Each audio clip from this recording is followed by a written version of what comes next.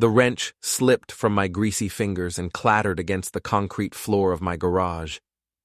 Midnight in Millfield wasn't supposed to sound like champagne glasses clinking and soft laughter drifting through cracked windows.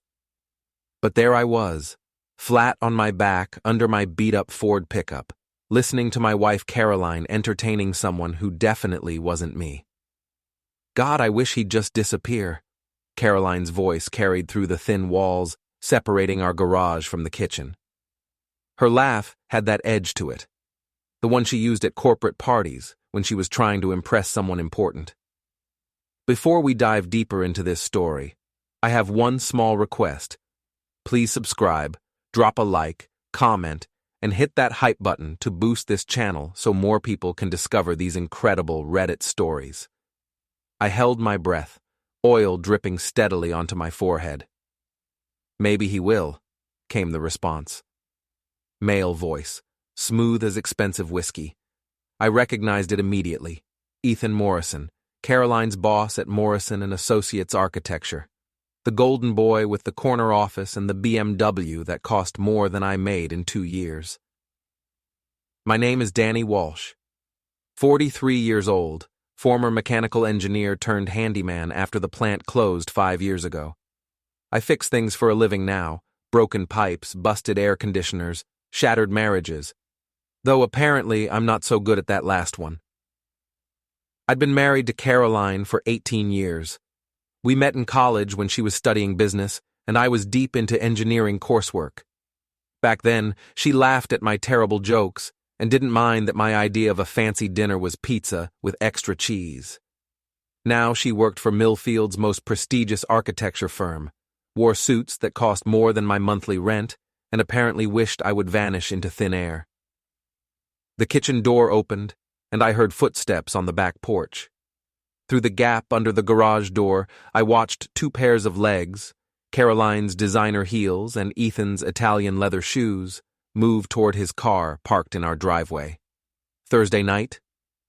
Ethan's voice was lower now, intimate. He'll be at Murphy's bar watching the game. He always is. They were talking about me like I was a predictable piece of furniture, an obstacle to work around. I waited until Ethan's BMW purred out of the neighborhood before sliding out from under the truck. My hands were shaking, and it wasn't from the October chill seeping through the garage walls. Our house sat on Maple Street, a row of identical 2-story colonials built in the 70s, when Millfield still had dreams of becoming something more than a Rust Belt afterthought. The American flags hanging from front porches were faded, the lawns patchy, and half the streetlights flickered like dying fireflies. It was the kind of neighborhood where everyone knew everyone else's business, except apparently I'd missed the memo about my own wife's extracurricular activities. I walked into the kitchen where Caroline was loading wine glasses into the dishwasher. She'd changed into her silk pajamas, the expensive ones I'd bought her for our anniversary last year. "Working late again?" I asked, leaning against the doorframe. She didn't look up. Client meeting ran over. You know how it is. I knew exactly how it was. Caroline had been working late 3 nights a week for the past 6 months. Always client meetings, always with Ethan, always leaving me with microwaved leftovers and the remote control.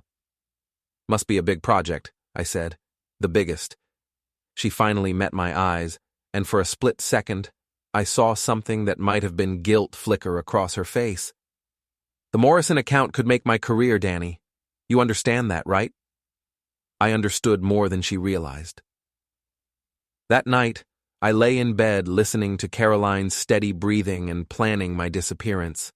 Not the kind she was hoping for, the kind that would give her exactly what she thought she wanted, right up until she realized what she'd lost. The next morning, I started gathering evidence. Not because I wanted to hurt Caroline, but because I needed to understand exactly what I was dealing with. Her laptop was password protected, but she'd been using the same password since college, our wedding date. Some habits die hard. The emails were all there, going back 8 months. Detailed discussions about weekend getaways, expensive dinners, and intimate moments that should have belonged to our marriage. But what really caught my attention were the financial records. Ethan had been paying for everything: hotels, restaurants, even Caroline's new wardrobe. She was being kept like a mistress, and from the tone of the messages, she loved every minute of it. There was something else, too. References to after the divorce and when we can be together publicly. They weren't just having an affair, they were planning a future that didn't include me. I printed everything and stored the copies in a safety deposit box downtown. Then I started phase 1 of my own plan. Disappearing from your own life is easier than most people think. The trick is doing it gradually, so nobody notices until it's too late. I started with the small things, stopped showing up to Murphy's bar for Thursday night football, canceled my subscription to the local newspaper, closed my Facebook account and deleted my LinkedIn profile. When people asked Caroline where I was, she had to admit she didn't know. Danny's going through something, I heard her tell her sister on the phone. Midlife crisis, maybe. He's become so distant. Distant. That was rich, coming from a woman who'd been emotionally checked out of our marriage for months. The beauty of being a handyman is that work comes and goes. I told my regular clients I was taking a break, maybe moving out of state. Most of them understood. Half the guys my age in Millfield had already packed up and headed south looking for work. But I wasn't going anywhere. I was just getting started. I rented a small apartment across town under my middle name. Daniel Thomas Walsh became Tom Walsh, complete with new bank accounts and a P.O. box for mail. The apartment was a studio above a Chinese restaurant. Nothing fancy, but it had internet and a view of downtown Millfield's struggling business district. From my new perch, I watched Caroline and Ethan get bolder. They started meeting for lunch at Chez Laurent, the French place where Caroline and I had our first anniversary dinner. They attended the Chamber of Commerce mixer together, Caroline on Ethan's arm like she belonged there. The gossip mill in Millfield runs on premium fuel, and Caroline's public appearances with her boss while her husband had mysteriously vanished provided plenty of fodder. I heard the whispers at the grocery store, the speculation at the gas station. Poor Caroline Walsh, her husband just up and left.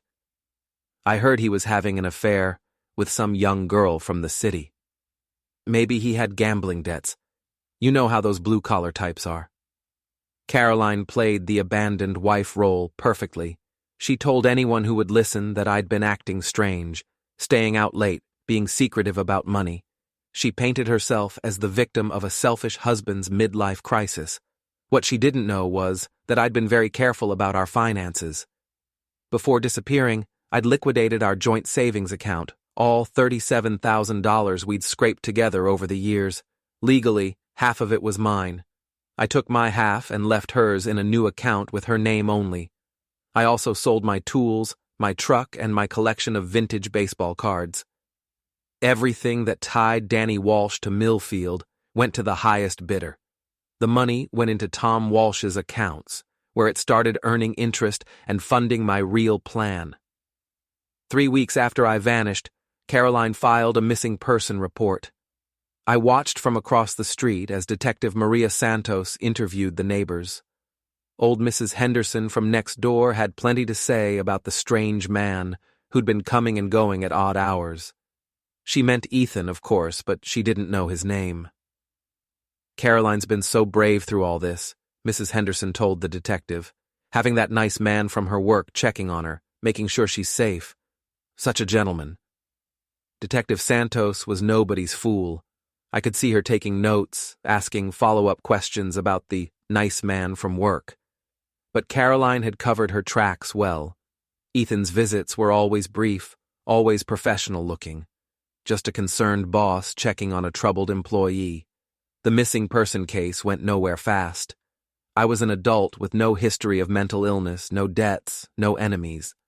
The police filed their report and moved on to more pressing matters. That's when Caroline made her first mistake. 1 month after my disappearance, Caroline threw a party. She called it a moving forward gathering, inviting our old friends and some of her new colleagues from Morrison and Associates. The invitation, which I intercepted from our old mailbox, was printed on expensive cardstock with elegant script font. Join me as I celebrate new beginnings and the strength to rebuild. I parked across the street and watched through binoculars as our former life got auctioned off to the highest bidder. Caroline had redecorated the living room, replacing our comfortable furniture with sleek, modern pieces that looked like they belonged in a magazine. Ethan played host like he owned the place, mixing drinks and charming guests with stories about his latest architectural projects. Our friends, people I'd known for decades, seemed comfortable with the transition. Too comfortable. Mike and Jennifer Chen, who'd been our neighbors for 15 years, were there. So were Bob and Lisa Martinez from my old bowling league. Even my former co-worker, Pete Sullivan, showed up, the same guy who'd sworn he'd always have my back when the plant closed. I watched them laugh at Ethan's jokes, compliment Caroline on her new look, and toast to her courage in difficult times. Not one of them seemed bothered by the fact that their missing friend's wife was celebrating with another man. But the real gut punch came when I saw my son Jamie walk through the front door. Jamie was 25, fresh out of graduate school, and working as a junior accountant in the city.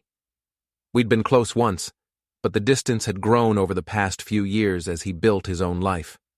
Still, seeing him at Caroline's party, shaking hands with Ethan like they were old friends, felt like a knife between my ribs. I called him the next morning from a burner phone. "Dad?" Jamie's voice was cautious. "Where the hell are you? Mom's been worried sick." "Has she?" I kept my tone neutral. Looked like she was handling things pretty well last night. Silence on the other end, then, "You were watching the house?" "I was watching my son shake hands with my wife's boyfriend." "Jesus, Dad, it's not like that. Ethan's just been helping Mom deal with whatever this is you're going through." "What I'm going through?" The words came out sharper than I intended. "What exactly has your mother told you about what I'm going through?" Jamie sighed. "She said you'd been acting paranoid, jealous, accusing her of things. She said you emptied the bank account and disappeared without a word." "And you believed her?" "What was I supposed to believe? You vanished, Dad. You left her alone with no explanation, no contact, nothing. If some guy from her work wants to help her through that, good for him." I hung up without another word. That night, I drove to Murphy's Bar, the place where Danny Walsh used to drown his sorrows every Thursday. The owner, Frank Murphy, was a 60-year-old Irish immigrant who'd been pouring drinks in Millfield for 30 years. He knew everyone's story, kept everyone's secrets, and never judged anyone for their choices. I sat in the back corner, baseball cap pulled low, and nursed a beer while Frank worked the bar. Around 10 o'clock, Pete Sullivan walked in with Bob Martinez. My old friends, looking for their usual Thursday night escape. "Heard from Danny lately?" Frank asked as he poured their beers. Pete shrugged. "Caroline says he's having some kind of breakdown, midlife crisis thing. Honestly, I saw it coming." "Yeah?" Frank's tone was carefully neutral. "Guy's been bitter ever since the plant closed," Bob chimed in. "Couldn't handle that his wife was more successful than him. You know how it is with these blue-collar guys. Their ego gets bruised, they do stupid things." I gripped my beer bottle so tight I thought it might shatter. "Caroline's better off without him," Pete continued. "That Ethan guy seems like a real class act. Successful, educated, treats her right. Danny never appreciated what he had." Frank glanced in my direction, and for a moment, I thought he might have recognized me, but he just nodded and moved on to the next customer. I finished my beer and walked out into the October night, my breath forming clouds in the cold air. My old friends had written me off without a second thought. They'd chosen sides, and I wasn't on the winning team. That's when I decided it was time to stop playing defense. The Millfield Public Library became my second home. Every morning at 9 o'clock, I claimed the same computer terminal in the back corner and got to work. The librarian, a kind woman named Mrs. Patterson, probably thought I was just another unemployed guy looking for work online. She wasn't entirely wrong. I was looking for work. the kind that would give me the resources to fight back. My engineering background had taught me to think systematically, to build things step by step. Revenge, I realized, was just another kind of construction project. You needed a solid foundation, quality materials, and a detailed blueprint. The foundation was information. I spent weeks researching Morrison & Associates, learning everything I could about their business practices, client relationships, and financial structure. The company had been founded by Ethan's father in the 80s and had grown into one of the region's most prestigious firms. They specialized in commercial projects, office buildings, shopping centers, municipal contracts. What I found interesting was how much of their recent success depended on a single client, Millfield Development Corporation, a real estate company planning to revitalize downtown with a massive mixed-use project. The contract was worth $12 million over 3 years, and Morrison & Associates was the lead architectural firm. Ethan had landed that contract 6 months ago, right around the time his relationship with Caroline began heating up. Coincidence? I doubted it. I dug deeper into Millfield Development Corporation and discovered something fascinating. The company was owned by a holding group based in Delaware, which was owned by another company in Nevada, which was controlled by a trust in Wyoming. The paper trail was deliberately complex, designed to hide the true ownership. But I had time, patience, and nothing to lose. After 2 weeks of following corporate breadcrumbs, I found the name I was looking for: Richard Morrison, Ethan's uncle, who'd been quietly buying up downtown properties for the past 5 years. The Morrison family was essentially paying themselves to design buildings they already planned to construct. It wasn't illegal, but it wasn't exactly ethical either. More importantly, it meant that Morrison & Associates was more vulnerable than they appeared. If anything happened to the Millfield development contract, the firm would be in serious trouble. That gave me an idea. I started making phone calls, using a fake name and claiming to be a freelance journalist, writing about downtown revitalization. I spoke with city council members, local business owners, and community activists. What I learned was that the Morrison development project was controversial. Many longtime residents opposed tearing down historic buildings to make room for luxury condos and chain restaurants. There had been protests, petition drives, and heated city council meetings. The project was moving forward, but public support was shaky. I also learned something else. The project required several environmental and zoning approvals that hadn't been finalized yet. If those approvals were delayed or denied, the entire timeline would collapse. And if the timeline collapsed, Morrison & Associates would lose their biggest client. But bringing down Ethan's company was only part of my plan. I also needed to deal with Caroline and the friends who'd betrayed me. That required a more personal touch. I started with surveillance. Every morning, I followed Caroline to work, noting her routines, her lunch meetings, her after-work activities.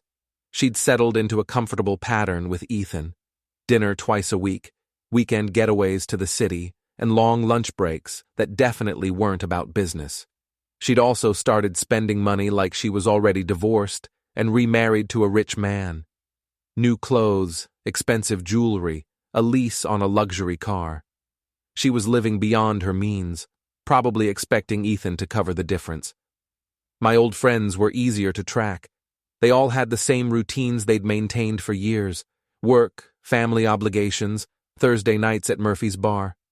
They were creatures of habit, which made them predictable. I spent a month just watching, learning, planning, and then I started building the tools I'd need for the next phase. The first tool was a new identity. Tom Walsh got a business license, a corporate bank account, and a registered office address at a mail service downtown. On paper, he was a consultant specializing in municipal planning and development issues. The second tool was credibility. I created a professional website, wrote articles about urban development under various pseudonyms, and built a social media presence focused on local government and community issues. Within 6 weeks, Tom Walsh looked like a legitimate expert on exactly the subjects I needed to discuss. The third tool was access. I joined the Millfield Chamber of Commerce, attended city council meetings, and volunteered for community organizations.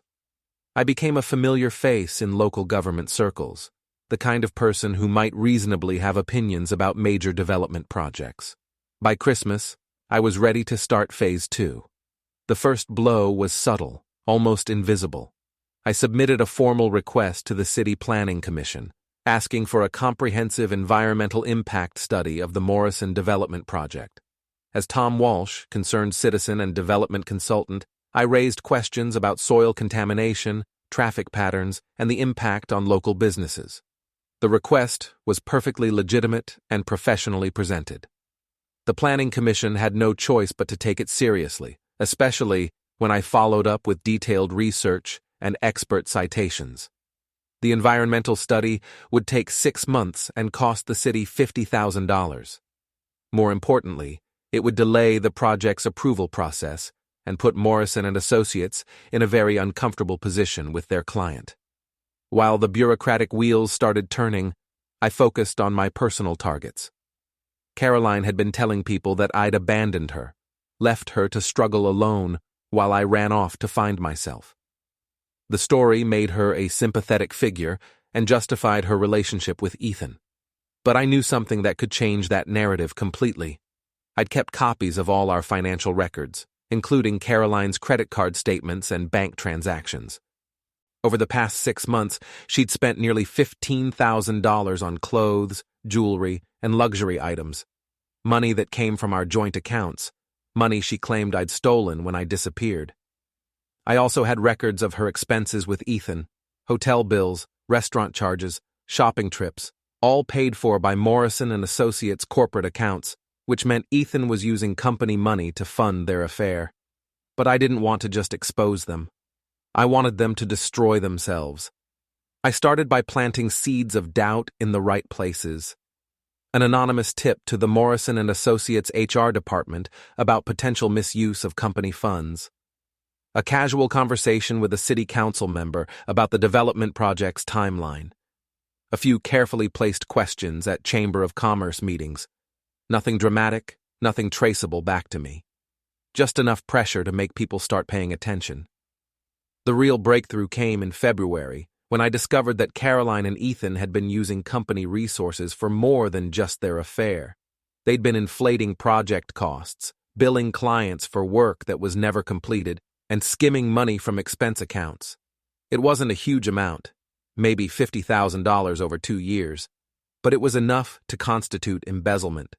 More importantly, it gave me the leverage I needed for the final phase of my plan. I spent 3 weeks documenting everything, building an airtight case with receipts, bank records, and email evidence. Then I made copies and stored them in multiple safety deposit boxes around the state. By March, the environmental impact study had officially delayed the Morrison Development Project. Millfield Development Corporation was threatening to pull out of the deal entirely, which would cost Morrison and Associates their biggest contract. Ethan was under pressure from his father, the company board, and increasingly nervous investors.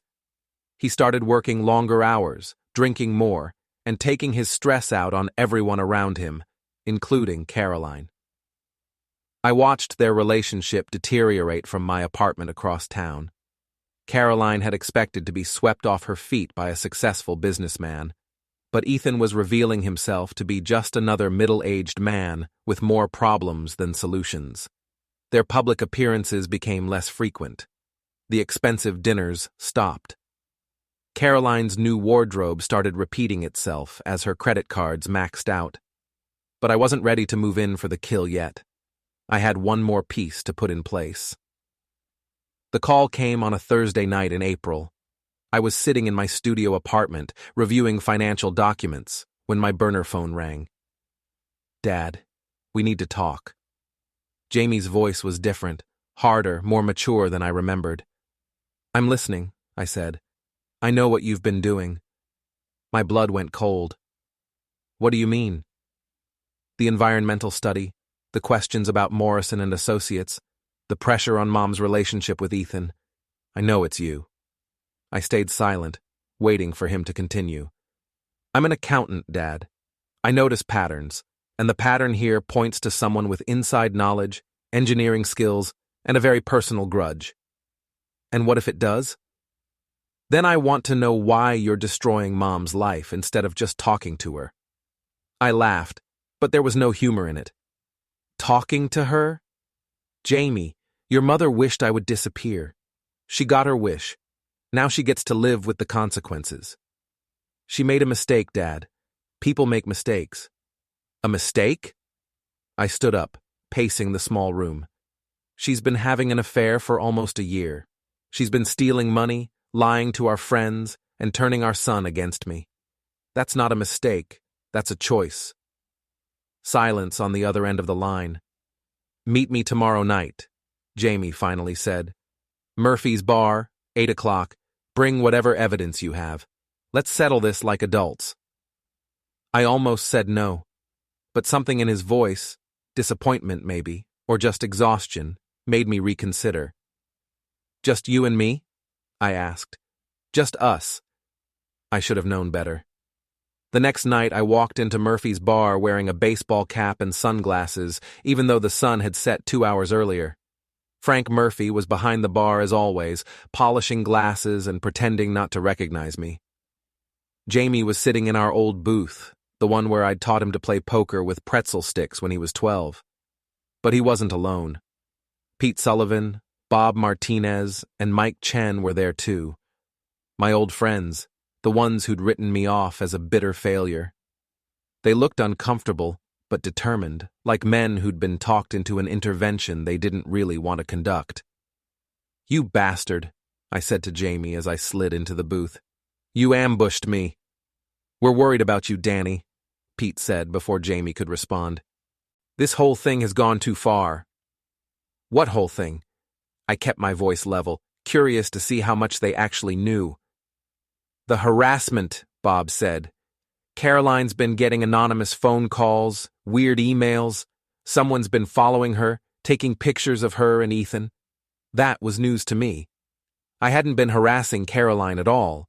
My approach had been much more sophisticated. But apparently, someone else had been playing amateur detective. And now this business with the development project, Mike added. Everyone knows you're behind the environmental study. You're trying to destroy Ethan's company out of spite. I looked around the table at these men I'd once considered my closest friends. They were all successful in their own ways. Mike was a high school principal, Bob owned a small construction company, Pete managed a regional sales territory. Solid, middle-class guys who played by the rules and expected everyone else to do the same. Let me ask you something, I said. If your wives were having affairs, stealing money, and lying to everyone you knew, would you just walk away quietly? Caroline isn't stealing money, Jamie said. And she's not lying about anything important. I pulled out my phone and showed him a bank statement. $15,000 in 6 months. Money that came from accounts with my name on them, spent on clothes and jewelry while she told everyone I'd left her broke. Jamie studied the statement, his face growing pale. And here, I continued, pulling out more documents. Expense reports from Morrison and Associates. Company money used to pay for hotel rooms, dinners, and shopping trips. Your mother and her boyfriend have been embezzling from his family's business. The table went quiet. Frank Murphy appeared with a round of beers nobody had ordered, then disappeared back behind the bar. Even if that's true, Pete finally said, what you're doing isn't right. You can't just destroy people's lives because you're angry. I'm not destroying anything, I replied. I'm just asking questions and letting the truth come out. If their lives are being destroyed, it's because they built them on lies. You disappeared for 6 months, Bob's voice was rising. You abandoned your wife, your son, your responsibilities. Caroline had every right to move on. Move on? I laughed. She started her affair before I disappeared. She wished I would vanish, remember? I just gave her what she wanted. So this is all about revenge? Mike asked. No, I said, looking directly at Jamie. This is about consequences. Actions have consequences, and it's time for everyone to face them. I stood up to leave, but Jamie grabbed my arm. Dad, please, just come home. Talk to Mom. Work this out like civilized people. I looked down at my son, my boy who'd grown up believing that problems could be solved with conversation and compromise. He still had faith in people, still believed that everyone was fundamentally good. Your mother made her choice, Jamie. Now I'm making mine. I walked out of Murphy's bar and into the spring night, knowing I'd never see those men as friends again. They'd chosen Caroline's version of events over mine, comfort over truth. But I'd learned something valuable from the confrontation. Someone else was harassing Caroline, which meant I wasn't the only person who knew about her affair. The secret was spreading, creating opportunities I hadn't anticipated. It was time to accelerate my timeline. The Morrison & Associates annual gala was held every May at the Millfield Country Club, a sprawling estate on the outskirts of town that catered to the city's elite.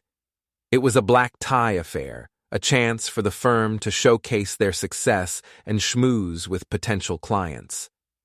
This year's gala had special significance. Despite the delays caused by the environmental study, the Morrison development project was back on track. The city had approved the necessary permits, and construction was scheduled to begin in the fall. Ethan and his father were using the gala to celebrate their victory and announce several new contracts. Caroline would be there as Ethan's guest, finally making their relationship public. After months of sneaking around, they were ready to present themselves as Millfield's newest power couple. I wouldn't have missed it for the world. Getting into the country club was easier than I'd expected. Tom Walsh, development consultant and Chamber of Commerce member, had received an invitation weeks earlier.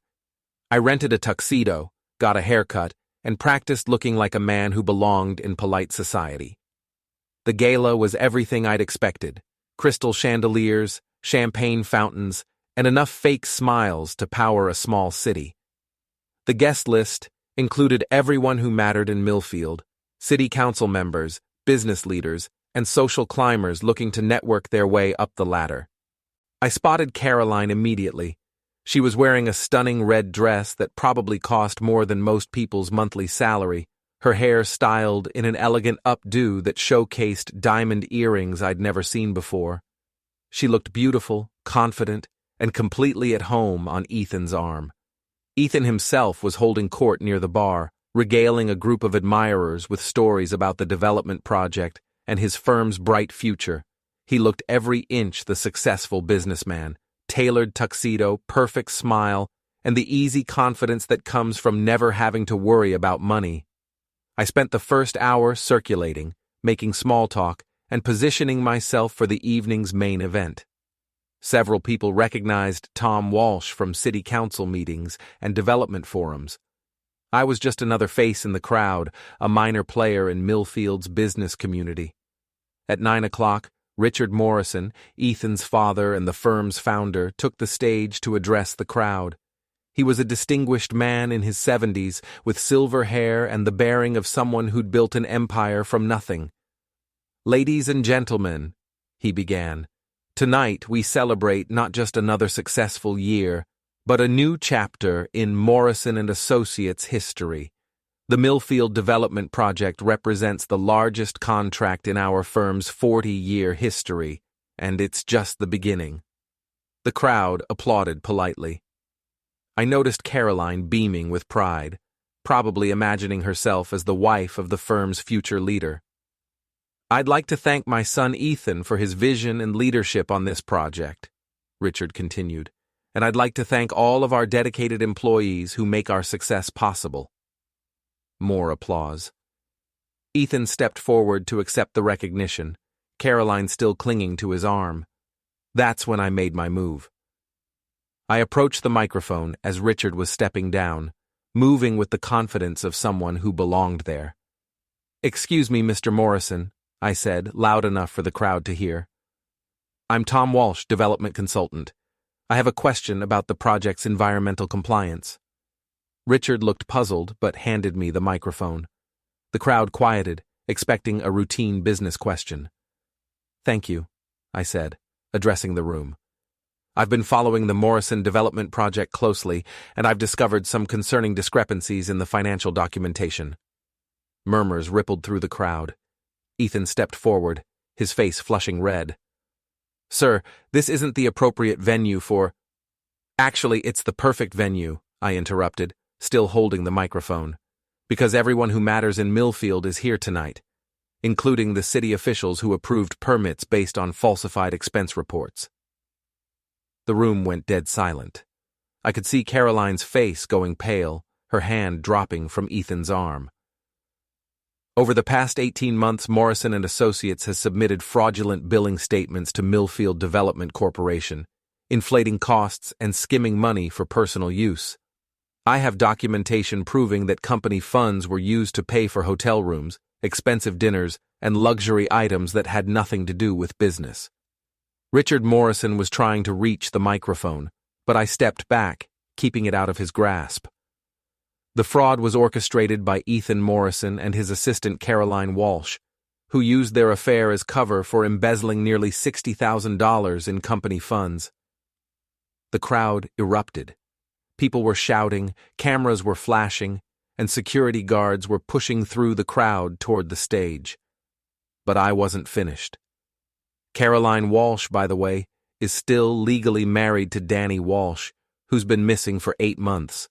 While she's been telling everyone that her husband abandoned her, she's been using his identity to open credit accounts and make fraudulent insurance claims. Caroline was trying to push through the crowd toward the exit, but people were blocking her path, shouting questions and accusations. The environmental study that delayed the project? That was requested by Danny Walsh, who's been investigating this fraud for months. He didn't abandon his wife. He disappeared to gather evidence of her crimes. Security finally reached me, but I handed over the microphone willingly. I'd said everything I needed to say. As the guards escorted me toward the exit, I caught Caroline's eye across the crowded room. She was standing alone now, Ethan having disappeared into the chaos, tears streaming down her face as she realized that her carefully constructed new life was collapsing around her. "Hello, Caroline," I called out as I passed her. Surprise. I didn't disappear after all. The story broke in the Millfield Gazette the next morning. Local architect accused of embezzlement at charity gala. By noon, it had been picked up by regional news outlets. By evening, it was trending on social media as the most dramatic corporate takedown in recent memory. I watched the coverage from my studio apartment, eating takeout Chinese food and marveling at how quickly everything unraveled once the truth came out. Morrison and Associates issued a statement denying all allegations and promising a full internal investigation. But the damage was already done.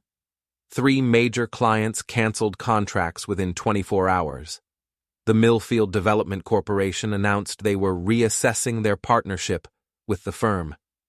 Ethan's father held a press conference, looking every one of his 73 years as he announced his son's immediate suspension and the firm's cooperation with law enforcement. The family business that had taken 4 decades to build was crumbling in real time. Caroline's situation was even worse. The insurance fraud allegations triggered investigations by multiple agencies. Her employer, a small accounting firm downtown, fired her immediately to avoid association with the scandal. The IRS froze her bank accounts pending an audit of her tax returns. But the social consequences were the most devastating. Millfield was a small town where reputation mattered more than money. Caroline had positioned herself as the victim of an irresponsible husband, earning sympathy and support from friends and colleagues. Now those same people felt betrayed and manipulated. The harassment she'd complained about, the phone calls and surveillance, turned out to be the work of a private investigator hired by Morrison and Associates insurance company. They'd been investigating potential fraud for months, completely independent of my efforts. My old friends from Murphy's Bar were notably silent in the aftermath. No phone calls, no attempts to reach out, no acknowledgement that they'd been wrong about everything. Pride, I suppose, is harder to swallow than beer. The only person who contacted me was Jamie. He showed up at my apartment on a Sunday morning, looking like he hadn't slept in days. "The police want to talk to you," he said, without preamble. I figured they would. "Dad, what you did, it was brilliant, completely ruthless, but brilliant." I poured him a cup of coffee and waited for him to continue. "I've been going through Mom's financial records, helping her prepare for the legal proceedings. The fraud goes back almost 2 years. She and Ethan stole nearly $100,000 when you include the insurance claims and credit card fraud." "I know." "You knew the whole time?" "I suspected. The gala just gave me a platform to make it public." Jamie shook his head. "She's facing federal charges, Dad. Wire fraud, mail fraud, conspiracy. She could go to prison for 10 years. "That's not my fault, Jamie. Those are the consequences of her choices." "I know that, but she's still my mother." I sat down across from him, studying the young man who'd inherited Caroline's intelligence and, I hoped, my sense of justice. "What do you want me to do?" I asked. "I want you to come home." "Home?" "The house. Mom's moving in with her sister until the trial. The mortgage is in both your names, so legally, it's still half yours." I hadn't thought about the house in months. It seemed like a relic from someone else's life. "I don't know if I can go back there, Jamie." "Then don't go back. Move forward. But do it from a place that's actually yours. Not this." He gestured around the tiny apartment. "This hiding place." He was right, of course. I'd been living like a ghost for 8 months, existing in the shadows while other people lived my life. It was time to reclaim what belonged to me. "There's something else," Jamie said. "Morrison and Associates is filing for bankruptcy. Dad's firm is buying their client list and some of their assets." "Your father doesn't have a firm." Jamie smiled for the first time since arriving. "He does now. Walsh Development Consulting, LLC, filed the paperwork last week." I stared at him. "You started a company?" "We started a company. I handle the financial side, you handle the technical expertise. We specialize in municipal development projects and compliance consulting." "Jamie, the Millfield project is back up for bid. The city wants a local firm with a clean reputation to take over the architectural work. We could partner with one of the regional firms, provide the local expertise and oversight." It was poetic justice, taking over the project that had started this whole mess, building something legitimate from the wreckage of Caroline and Ethan's fraud. "What about your job in the city?" "I gave my notice yesterday. Millfield needs honest people, Dad. People who actually care about building something that lasts." I looked at my son, really looked at him, and saw a man I was proud to know. He'd inherited the best qualities from both his parents. Caroline's ambition and intelligence, my stubbornness and sense of right and wrong. "All right," I said. "Let's go home." 6 months later, I was standing in the same garage where this story began, but everything had changed. The house was mine again, legally and practically. Caroline had signed over her half as part of a plea agreement that kept her out of federal prison. Barely. She'd been sentenced to 2 years in minimum security, followed by 5 years of probation and full restitution to Morrison and Associates and their insurance company. Ethan got 4 years and a lifetime ban from practicing architecture in the state. His father's firm never recovered from the scandal. The Millfield development project was moving forward under new management, Walsh Development Consulting in partnership with a respected firm from Pittsburgh. We'd redesigned the entire plan, preserving more historic buildings and creating affordable housing alongside the luxury condos. It was honest work, profitable work, and it felt good to build something instead of tearing it down. Jamie had been right about coming home. The house felt different now, lighter somehow, without the weight of secrets and lies pressing down on every room. I'd redecorated, not with expensive modern furniture like Caroline had chosen, but with comfortable pieces that actually belonged to me. My relationship with Jamie had grown stronger through the business partnership. We worked well together, balancing each other's strengths and covering for each other's weaknesses. He handled the politics and paperwork. I handled the technical challenges and client relationships. We'd even hired a few employees, young engineers and planners who wanted to do meaningful work in a company that valued integrity over profit margins. The old friends from Murphy's Bar had eventually reached out, offering awkward apologies and invitations to rejoin their Thursday night gatherings. I'd declined, politely but firmly.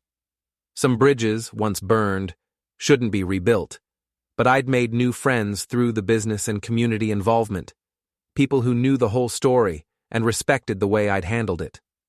Tom Walsh had become Danny Walsh again, but a better version, more confident, more purposeful, more selective about who deserved his trust. The phone rang, interrupting my thoughts. It was Detective Maria Santos, the same officer who'd investigated my disappearance.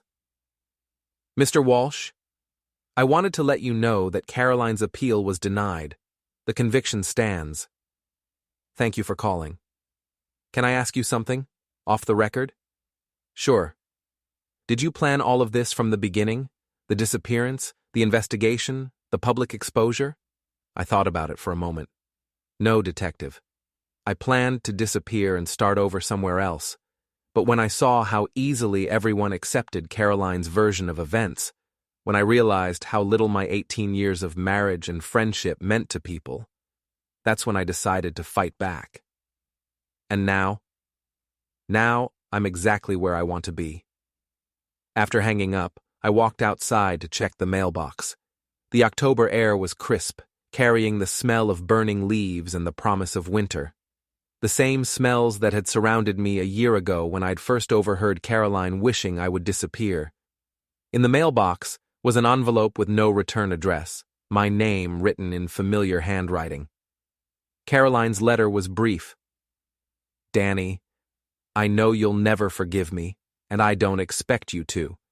But I want you to know that I understand now what I threw away. You were the best man I ever knew, and I destroyed that because I was selfish and stupid. I hope someday you can find happiness with someone who deserves you. Caroline. I read it twice, then walked back to the garage and dropped it in the trash can. Some apologies come too late to matter. That evening, Jamie stopped by with dinner and the latest project updates. We ate at the kitchen table where Caroline and I had shared thousands of meals, but the ghosts of those memories didn't haunt me anymore. Dad, Jamie said as we were cleaning up, I've been thinking about expanding the business, maybe opening an office in Pittsburgh, taking on some larger projects. Sounds good. What do you need from me? A partner I can trust. Someone who won't cut and run when things get difficult. I smiled. I think I can handle that. As Jamie was leaving, he paused at the front door. You know, Mom was right about one thing. You did disappear. The old Danny, the guy who let people walk all over him, who accepted other people's versions of his life, he's gone completely. Is that a bad thing? Hell no. The new Danny is someone I'm proud to call my father. After he left, I sat on the front porch with a beer, watching the sun set over Maple Street. The neighborhood looked the same as always. Modest houses, aging cars, American flags hanging from front porches. But my perspective had changed completely. I'd learned that disappearing from your own life is easy. The hard part is deciding who you want to be when you come back. Caroline had wished I would disappear, and in a way, I had. The man she'd married, passive, trusting, willing to accept whatever scraps of affection she offered, had vanished completely. In his place was someone harder, smarter, and infinitely more dangerous to people who mistook kindness for weakness. The old Danny Walsh had disappeared forever, and I couldn't be happier about it.